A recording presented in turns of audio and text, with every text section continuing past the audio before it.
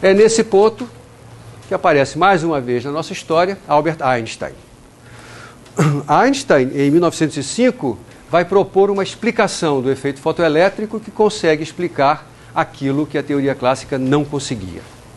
E para fazer essa explicação, ele vai propor alguns postulados a respeito da luz, a respeito da composição da luz. Quando eu falo luz aqui, não é só luz visível, né? Luz, eu entendo qualquer radiação eletromagnética, né? Esses postulados de Einstein para a explicação do efeito fotoelétrico não saíram do nada. Na verdade, começam a partir do conhecimento que ele toma do trabalho de Planck. Lembra que Planck propõe a explicação do fenômeno da radiação do corpo negro em 1900, 5 anos antes. E a hipótese que Planck utilizou, lembre-se também, era de que as trocas de energia entre a matéria e a radiação eram quantizadas e só podiam se dar por múltiplos inteiros de um certo quantum, que era HF, a constante de Planck multiplicada pela frequência da radiação.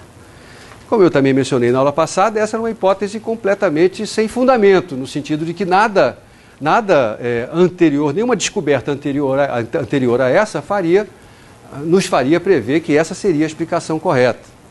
Lembre da maneira como ele chegou a essa ideia, né? De maneira completamente fenomenológica, né? Ele simplesmente conseguiu encontrar uma função matemática que descrevia o resultado experimental e descobriu que ele podia alcançar essa função matemática por raciocínios lógicos se fizesse esse postulado ilógico. Tá certo? Muito bem.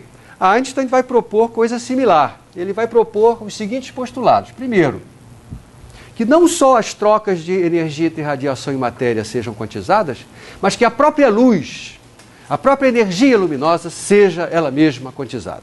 Isto é, sempre que você vê luz, sempre que tem luz trafegando, o que existe, na verdade, não é uma energia espalhada por todo o espaço, mas sim um conjunto muito grande de pequenos aglomerados de energia, que ele vai chamar de os quanta de luz, né?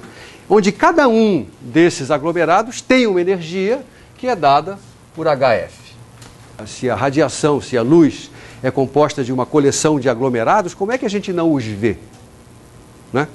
Ele diz, bom, mas isso é fácil da gente compreender. Quando você está em presença de uma chuva fina, você vê as gotinhas. Se você está no meio de uma tempestade, as gotinhas, você perde a percepção da presença das gotinhas.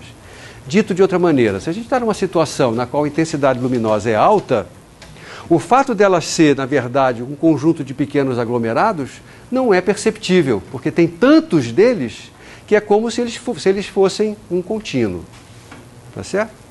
Sim, porque, lembre, H, o valor da constante de Planck, tinha sido medido por Planck já originalmente. Então já se sabia que esse produto HF é um número muito pequeno. A segunda hipótese, o segundo postulado de Einstein é o seguinte, é que a energia de um fóton, quando um fóton encontra um elétron, ele transmite essa energia para o elétron numa base de tudo ou nada. Ele não transmite metade, 1/3 dessa energia. Ou ele transmite a energia inteira, ou ele não transmite nenhuma. Tá certo? Então, numa interação entre o fóton e o elétron, o fóton entrega toda essa energia para o elétron. E nunca uma parte dela. E o terceiro é que, no efeito fotoelétrico, só existem interações de pares. Quer dizer, um fóton só dá energia para um elétron. Veja que você poderia pensar num postulado diferente se um fóton pudesse pegar toda a energia dele e dar um pouquinho para cada elétron.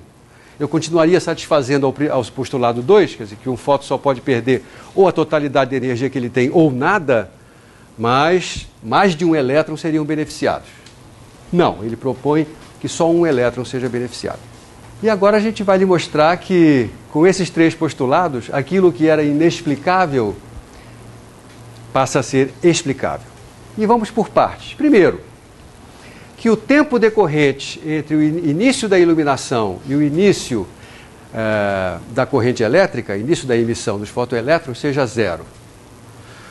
De fato, se você tem uma luz de frequência suficientemente alta para produzir o efeito fotoelétrico, significa que um fóton daquela luz, sozinho, já tem uma energia suficiente para, ao ser dada essa energia para o elétron, fazer com que ele saia, ou fazer com que essa energia seja maior do que aquela necessária para ele escapar. Então, basta que um fóton encontre um elétron para que aconteça a emissão de um fotoelétron.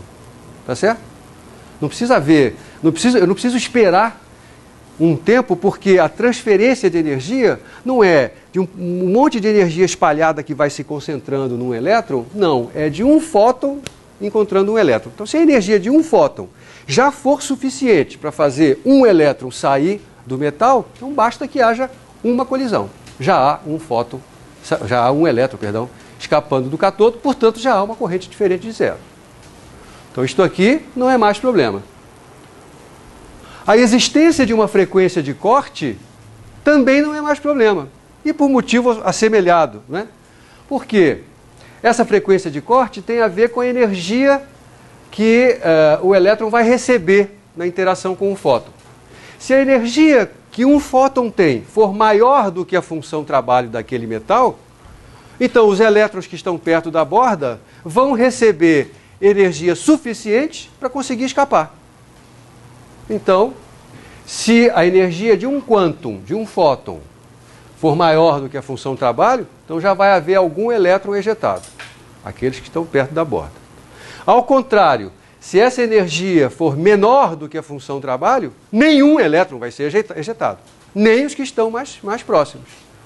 Então eu acabo de descobrir uma forma de calcular a frequência de corte, ou de relacionar a frequência de corte com a função trabalho do metal. Aqui está a relação entre a frequência de corte e a função trabalho, né? Dada a função trabalho de um metal, eu sei qual é a função de corte, é aquela frequência que faz com que essa relação seja verdadeira. Qualquer frequência maior do que essa vai fazer com que exista fóton com energia, vai fazer com que o fóton tenha energia maior do que a função trabalho, portanto vai fazer com que algum elétron escape.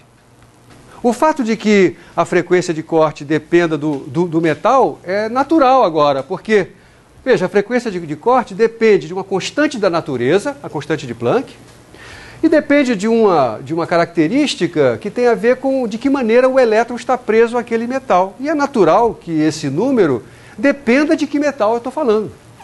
Há metais para os quais os elétrons mais próximos da borda precisam de alguma energia para sair. Há metais para os quais essa energia é maior ou menor do que aquela. Depende do metal. Então nós explicamos de uma vez só os dois efeitos. E agora, será que a gente entende o que está acontecendo aqui? Veja bem, acabamos de, agora há pouco, mostramos que, mesmo para a teoria clássica, a presença do potencial de corte era explicável. O que não era explicável é que ela fosse sempre a mesma para qualquer intensidade luminosa.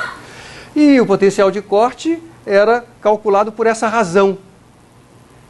Ora, vamos ver como é que fica com essa mesma conta com os postulados de Einstein, né? Vamos ver como é que nós temos que calcular essa energia cinética máxima no caso de luz granulada, né? De uma luz que chega fóton a fóton. Ora, cada elétron vai receber a energia de um único fóton. Então essa energia E que está aqui é HF, né?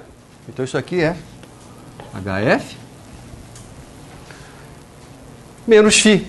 Essa é a energia cinética máxima. Veja que nesta conta não apareceu a intensidade da iluminação. A intensidade da iluminação não tem nenhum efeito sobre isso. Porque como o processo se dá um fóton dando toda a sua energia para um elétron, não importa quantos fótons estão chegando para determinar qual é a frequência, qual é o potencial de corte. Claro que importa para a intensidade da corrente. A gente já sabia disso. Mas para determinar qual é o potencial de corte, isso não tem nenhum efeito. Porque cada elétron só recebe energia de um único fóton. Não adianta você mandar 20 fótons em cima dele, se cada um desses fótons tiver energia inferior à função trabalho, não adianta, porque o elétron só recebe energia de um fóton, ele não acumula energia de vários fótons, tá certo? Mais ainda, se a gente olhar para essas duas expressões, a gente vai ser capaz de escrever uma conexão funcional entre o valor do potencial de corte e o valor da frequência da iluminação. Porque, olha só, a função trabalho é H vezes F0. Substitua H vezes F0 aqui. Você vai ter esta relação funcional. Esta é a forma como prevê Einstein, o potencial de corte depende da frequência da iluminação. Observe que, quando eu cheguei nesse ponto, eu já tinha explicado todas as observações do Lenard, né? Einstein foi mais além. Além de explicar tudo que já era observado, ele propõe uma nova observação. Se a minha teoria está correta, então deve acontecer isso. Lenard não tinha feito essa experiência. O que é essa experiência? É determinar qual é o potencial de corte como função da frequência da luz incidente. Tá certo? Essa experiência demorou um pouquinho para ser feita. Foi feita por Millikan, o mesmo indivíduo que mediu a carga do elétron.